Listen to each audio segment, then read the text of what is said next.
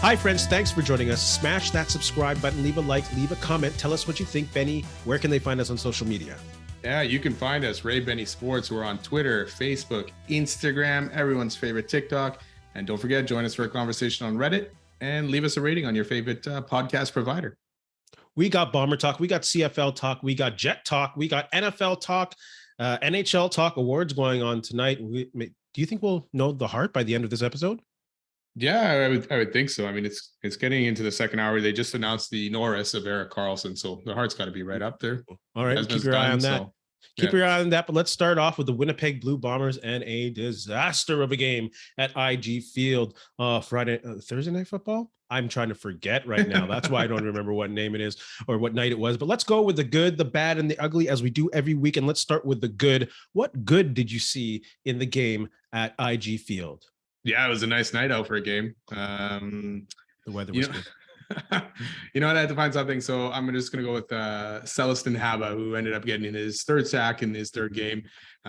So far looking, good out there kind of thing. Needs to get a little bit more pressure more often, which the Bombers were lacking a lot of the other night, but props to him. So the good goes to Haba for his sack.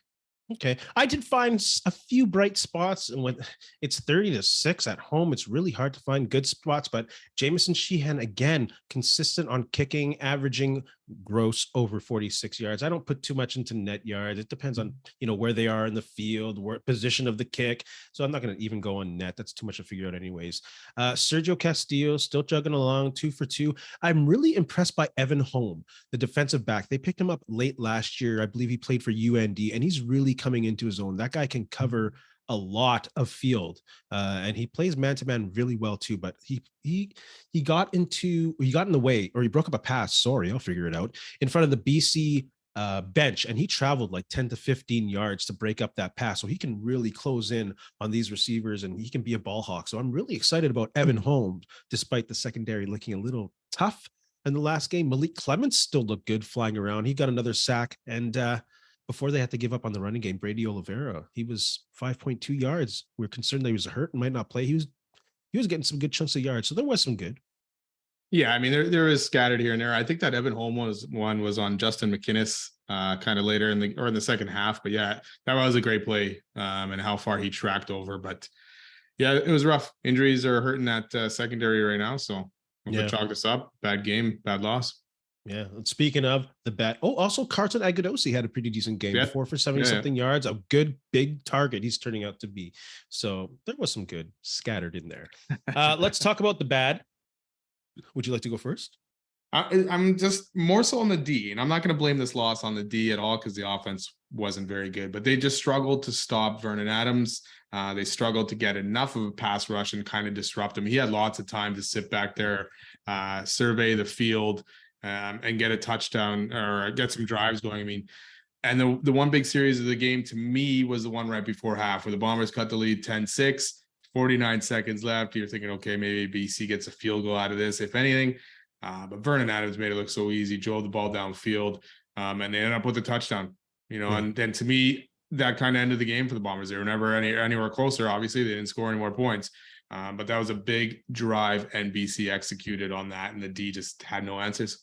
Yeah, and to go with the pass rush, the inability to score, like you mentioned, 2 field goals, that is pretty bad. Then I'll add on to another good, that BC Lions defense. Props to them. All the good doesn't have to be all Bombers, and they were really good. They didn't give up much over the top. If anything, Claire's didn't have much time to really get into a rhythm or for longer routes to develop, and they were actually on receivers pretty good on man-to-man on those short passes. So props to them. Their defense looked good. But yeah, the inability to score was pretty bad. The ugly, the O-line. I'll have to go with the O-line. I'm sorry. The O-line's been one of the strongest things on this team for the past few years, and was just surprised to see them get burnt. Stanley Bryant didn't have a very good game. They took that PFF rating and shoved it down the Bombers' throats hard. 3 sacks by Betts. Yeah, we talked about him last week being a force and being disruptive. I didn't think he'd be like that, but yeah, he had his way with Bryant, Jeff Gray, Neufeld, like he just had his way. And to me, the ugly is all pretty much the whole offense. Yes, the O-line was bad, but the whole offense altogether just never got in rhythm. 7 sacks for BC. They were all over Carl, so they never let him get settled. They had that first good drive, the Bombers, and you're thinking, okay, but it got aided by a roughing the passer, and that's where kind of BC almost were stepping over the line a little bit with some of those early hits to kind of set a tone, and it seemed like maybe it backed the Bombers down a bit because some of those receivers, even Dalton Schoen, got hit later on. Some of those receivers kind of back down. Dembski, pretty sure-handed, usually drop the ball right into a BC guy's hands. So it was rough. It was not good for that offense, and we'll see if they can bounce back. Yeah, no one's sleeping on Betts now. I said last week he could be the best defensive player in the league. I wasn't joking. At first I said Canadian, but I'm like, nah, he can be the best defensive player in the league. And if he keeps putting up 3 sacks like that against a good O-line, ooh. Do you think BC having Michael Couture helped them at all in this situation? He would know a lot of the calls. He may know some formations and give them some ideas, if a guy's standing like this, do this kind of thing or something. Because absolutely. BC seemed like they knew what they wanted. They knew what they wanted to do, and they knew that it was going to almost win every time because they were just beating the Bombers and beating Stanley Bryant easily. Yeah, that's definitely a factor. But then when it becomes 30-6, they were mauled. Like they're physically being beaten on the line. Both sides, both lines were being dominated. So, of course, having someone who's so close to the team for so long, who called a lot of the blocks that they saw on the line, of course, they would know a lot. So definitely some tells from Michael Couture, no doubt. Some more ugly stuff. I was really pissed off at some fans booing around me. It was the first time I've heard booing around me towards the Bombers in a long time. And it's like, come on, week 3, they're playing a really good team. Some people just got to shut their mouths. Like, you look like an idiot booing at this point in the year. You really do. You really do.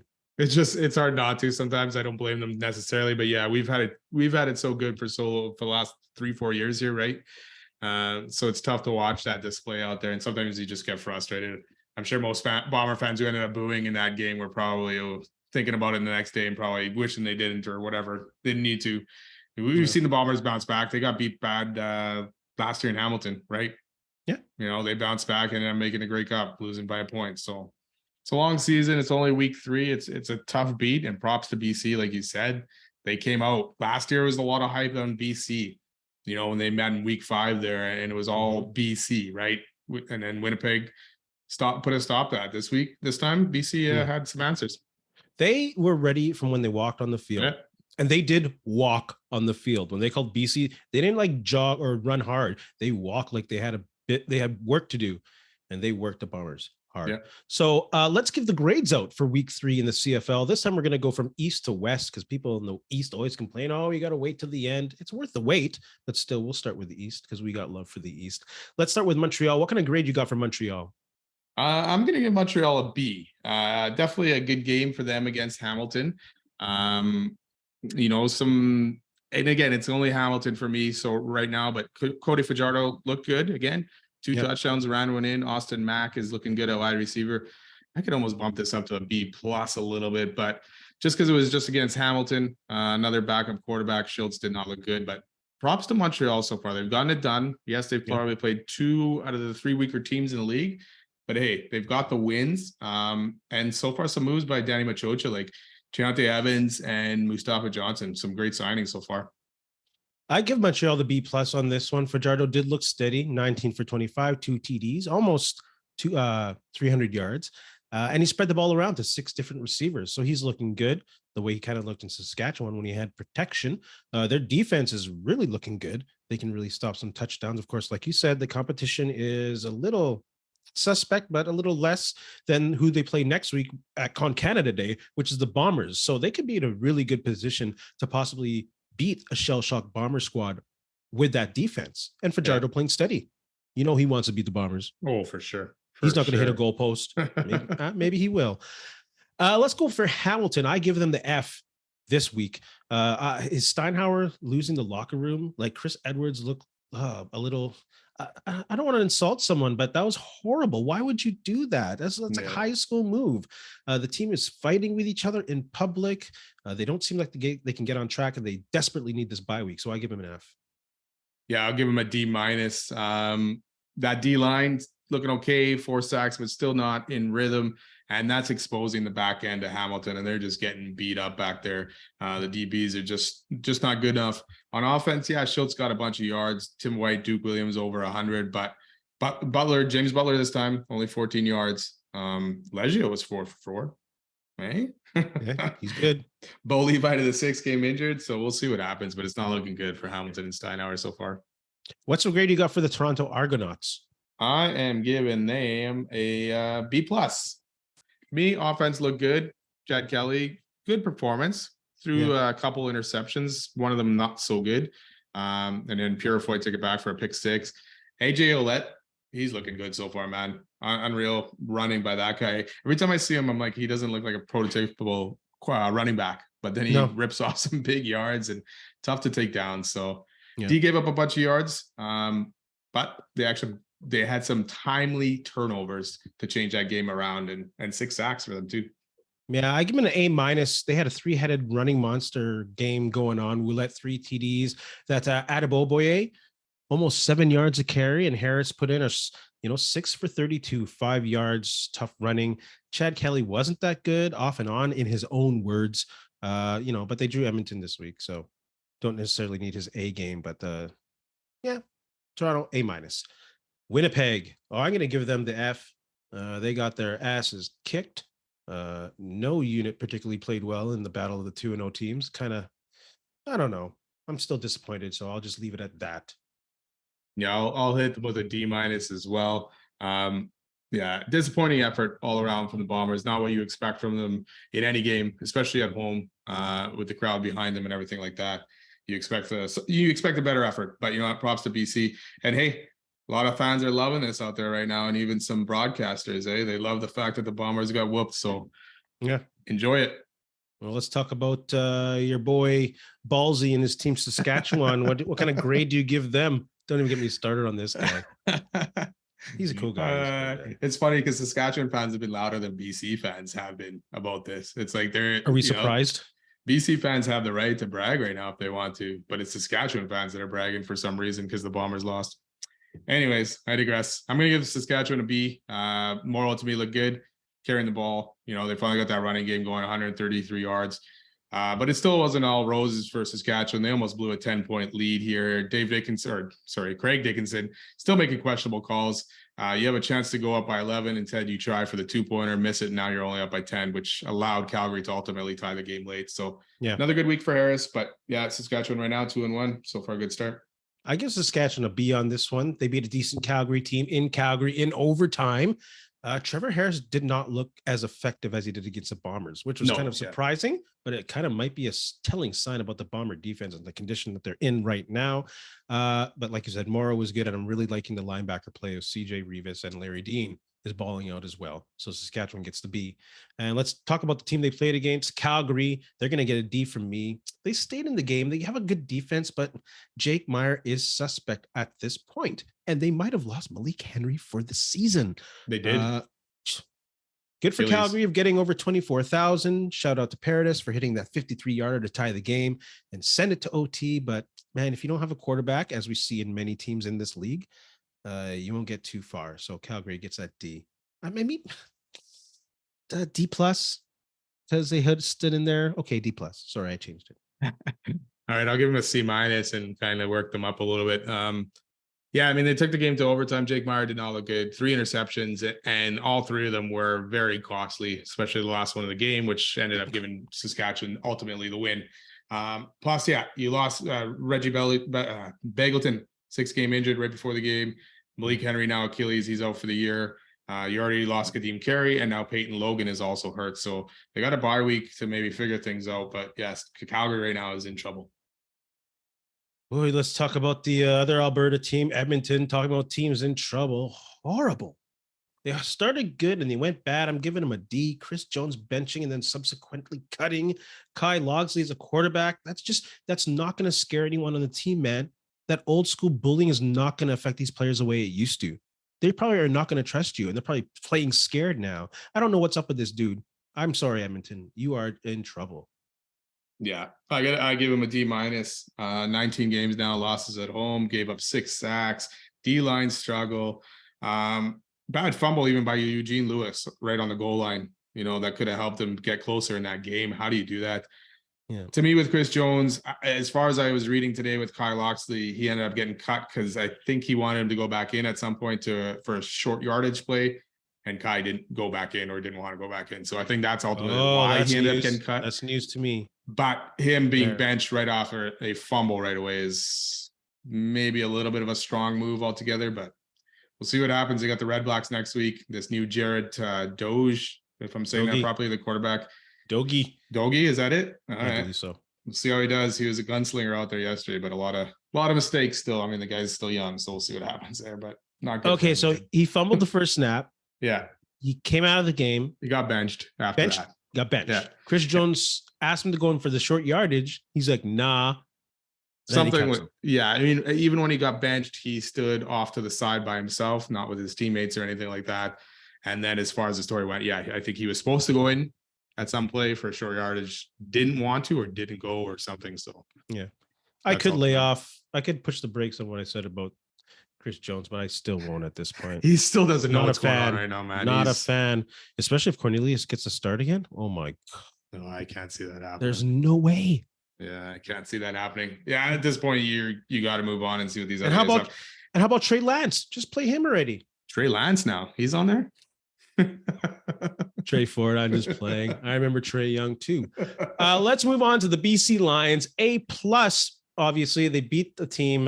They proved it in every phase of the game. They even stopped Janarian Grant. Couldn't get much going with him. It's like every time they punted, I was like, okay, here it is. We'll break it open now. No. So full marks to BC and Rick Campbell for dominating the Bombers. Yep. A+ for me as well. Ryan Phillips, masterful plan on D. I don't know if he spent all winter studying this offense or what, but he knew exactly what to do, and BC's D knew exactly what to do. So props to him. He was a big factor in his game, and BC's D was. We'll see. They got Toronto next week, so that'll be exciting. Yeah, someone was studying some tape. That was pretty good. CFL fans, put your team grades or other team grades in the comments below. Question: what has Genius Sports done for the CFL? This is coming off the heels of the commissioner, Randy Ambrosi, recently saying this is not a failure in regards to statistics and the website. This is what happens when you do a full technology reset. So what are they doing? Have they done anything successful? I don't know what Genius has done. Are they really geniuses? Yeah, they've created a mess. That's what they have been successful at, really. Yeah. Okay, fine. You want to change the system, and reading what they want to do with the chips and the football and all that stuff sounds exciting enough, but that stuff should have been ready for the beginning of the season. Yeah. You've had since November now here to get this thing going. You can't just wipe out an old system altogether and bring in a new one and then not have a fallback if the new one doesn't work. Do you think the NFL would actually not have a backup option at all? Not at all. So it's a ridiculous right now. And Ambrosi's fate is kind of, to me, on the line here, because it's been a lot of stumbling or bumbling lately for the CFL. All the way through. Yeah. And now you have this, which is the latest 3 weeks. Like, you can't even look up stats at all for any game on TSN, anything. What are they doing? Yeah, it's embarrassing right now at this point. You're not reinventing the wheel here. I look at the leagues, even like the CEBL or the American Association of Pro Baseball that the Gold Eyes play in. They have superior websites with statistics that are easily accessible and nice to look at. Yeah. Like, what we go on the CFL, what the hell are we looking at here? Like, this is absolutely ridiculous. I could care less about statistics with a chip in a football if I don't know how much career yards Zach Caleros have. I have to go on Stat Crew on a totally different website to see people's career and add it up myself. Man, I don't want to do stats. That's why I took Grant's tutoring in university, man. I'm not good at stats. Why should I be doing that when I just need the info? Just get your act together. I don't know what they're doing. And they're all bragging about Game Zone. Come on, man. I can draft one team if I'm in 6 different leagues. Sorry, man. You sound negative on this one. Yeah. Oh yeah, I'm letting it out, eh? I was thinking about this one on the golf course for sure. I said my piece. He said early July it'll be done. So we'll see. And we won't get full stats until later than that. Oh, the full stats aren't going to be like the old stats, like career stats aren't going to be there. Oh, geez. Not until like later, like maybe mid to late July. Oh, that's terrible. That's terrible. Embarrassing. Big time. CFL fans, any thoughts on that? Go ahead, put him down there. Let's talk about Winnipeg Jets a little bit. What results do the Jets have to achieve for Chevy to keep his job? And we're going off the assumption that the trades go decently well. He's not getting fleeced. We get an okay exchange. What does the team have to do for him to keep his job? For me or for Chipman? Because it's not that those will be two different things. yeah. For Chipman, he's finishing that 3-year extension or 2-year, whatever. For sure. He's finishing that. But in your opinion, they got to have a competitive team. So yeah, if these trades all work out, let's go competitive team, make the playoffs. Don't just sneak in. Win a round for me. At least you can maybe survive. Well, he probably does survive if you have a competitive first round, but I'd really love to see at least a win, not happy to be there kind of thing. Yeah. And throughout the season, just progress, that the team is actually getting better and they don't have to rely on their goalie to steal wins or play, 60 to 70 games, which we probably won't have with Hellebuck if he's gone. So exactly. A lot of that factors into it. Chevy's he's got to put a good team out there, win around, and let us get behind this team. I'm going to give him the Mike Tomlin exemption. Just get a winning season. After all these, I'll be happy. I say you keep your job just if there's a winning season. Of course, if they have a winning season, that means they're competitive, especially against teams like Colorado and Minnesota. I don't know about Dallas, but Chicago might be making moves. I don't know. Well, Chicago just traded for Taylor Hall today, so there you go. So, but I'm just saying that if they have a winning, I could see him keeping his job and finishing out that contract. Losing season, I wouldn't want to bring him back after that. To me, if they don't make the playoffs, I'll be okay. To me, even with the winning season, though, if you're going for a full rebuild or something here, then fine.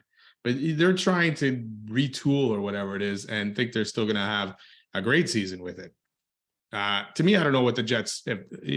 Ultimately, I think they obviously want to win the cup, but I think they're also just happy with making the playoffs and getting a couple games in the playoffs. So get some revenue, get some scratch. Yeah, exactly. But sometimes you just got to go full rebuild here. But if they can get some good players in these trades, you never know. All right, Jets fans, what do you want to see Chevy do for him to keep his job? Hot topics. Which NHL trade rumor is the most intriguing / exciting to you? You go first. It's got to be the Jets ones, especially the PLD trade to possibly the LA Kings, which right now we have heard it's PLD, maybe Jansen Harkins for Gabe Vigliardi and Alex Iafallo, and then plus maybe prospects or picks. So to me, that's the most exciting, and I've been waiting the last couple of days to see this trade go through and see PLD if he's signing that extension with LA or not. But looking forward to see what that deal ends up being ultimately, and then down the line, the Helly and possibly Scheifele trades. Oh, that's a lot of chunks. A winning season, I'll be happy. The NHL trade rumor that I'm excited. I went outside of Jets Nation for this one. There's kind of buzz about Matt Murray possibly going back to the Penguins and going for ring number 3. It kind of got this like Last Dance. Last time I referenced Last Dance, I said the Hamilton Tiger Cats were going to win the Grey Cup. Yeah. So I'm changing that one for sure. Still lots of season left. For this week, I'll go with the BC Lions. Then we'll see what happens. Just joking. Which we're talking about that. So Matt Murray, last ride type of scenario, like Michael Jordan and the Bulls. Who knows? Rumors on Josh McDaniel's job security. Should he have job security?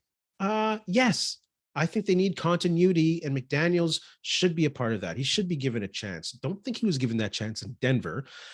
With Garoppolo, we know this is a transition plan. He might get lucky, strike gold with some New England Patriot vibe that they had before, but I don't think so. They won't find that Patriot magic. So I think they should give him a couple more years to establish that team. And if not, then you move on. Like, come on. Yeah, I agree. It sounds like he's getting 2 years no matter what happens, even in this next year. So he'll get a chance. If it turns out bad with Garoppolo this year, he'll get a chance the next year to draft a quarterback and then see where it goes from there. But yeah, I like the fact that teams would like to stick with a coach for longer than a season or two.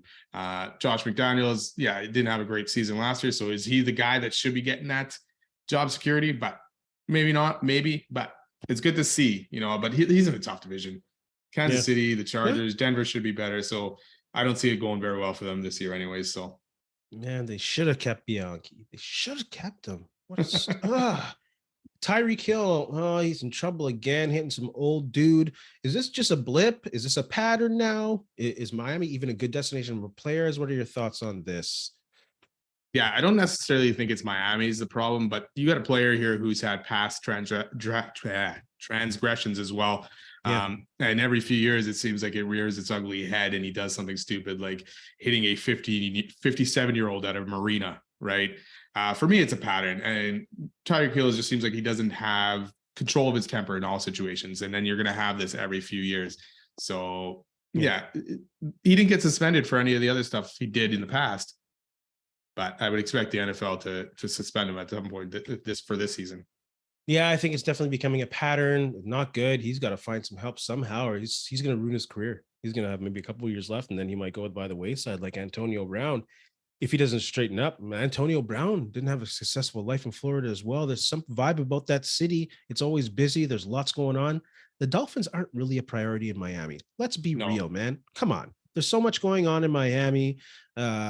If they're going to be successful, no, this might not be off subject. I think they should get a new coach. They need an old school coach who doesn't, a Tomlin type character who doesn't take trash and make sure the team is a priority for anything outside of it. Because there's so many distractions in Miami. So, oh boy. But apparently there's also surveillance footage of this incident. So probably after the investigation, that stuff's going to leak, or TMZ will have it out at some point. I like Mike McDaniels. He is a younger guy though. He does seem like he wants to be friends with players quite a bit, and a coach, obviously. So we'll see if that strategy ends up working out. Right now, this is not a good play in that department. So we'll see. No, I don't think that vibe's good for that market. I think you just need someone. Whatever. Don't got it. Bring back Bill Parcells. Yeah. Whoa, Do you is Tyreek Hill going to bleed into this Brickhead, or you got someone new for Brickhead? No, you know what? I could leave it with Tyreek Hill, but I'm going to go in the CFL, and I'm going to go to Chris Edwards, who you kind of talked about earlier in Hamilton with his, following the whistle, game's over, shoves, Austin Mack with a 2-hand shove into the chest area. After I believe it was Edwards was going for the handshake. And then Austin Mack was going back to reciprocate, and then he shoved him. So wow, terrible. Chris Edwards, you're my Brickhead of the week. Well deserved. Yeah. I'm going to give a shout out to the newest Winnipeg Blue Bomber Hall of Famer, Justin Medlock, an amazing career, championship kicker. He's probably the most efficient kicker I've seen play in Winnipeg. Oh, yeah. And I got to watch Trevor Kenner and Troy Westwood play as well. Yeah. What I just said. Sorry. Didn't mean to blip it like that. There. I know. And not that I forgot his name, but Justin Medlock was just stratosphere above the other kickers. 86% career, 767 points. Amazing. So shout out to Justin Medlock, the newest. Sorry to interrupt. And that's just numbers with the Bombers, right? It wasn't anywhere else. So exactly. Yeah. That's just Bomber numbers. All-Star award winner.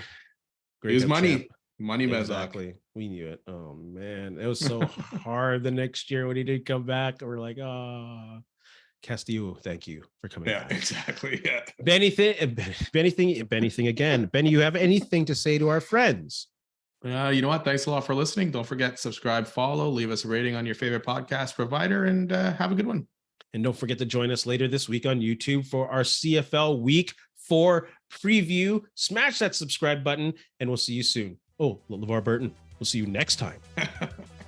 Hey, friends and neighbors, don't forget to check us out online on Facebook, TikTok, Instagram, and Twitter at Ray Benny Sports. And don't forget to check out our YouTube channel. Leave a like, leave a comment, tell us what you think.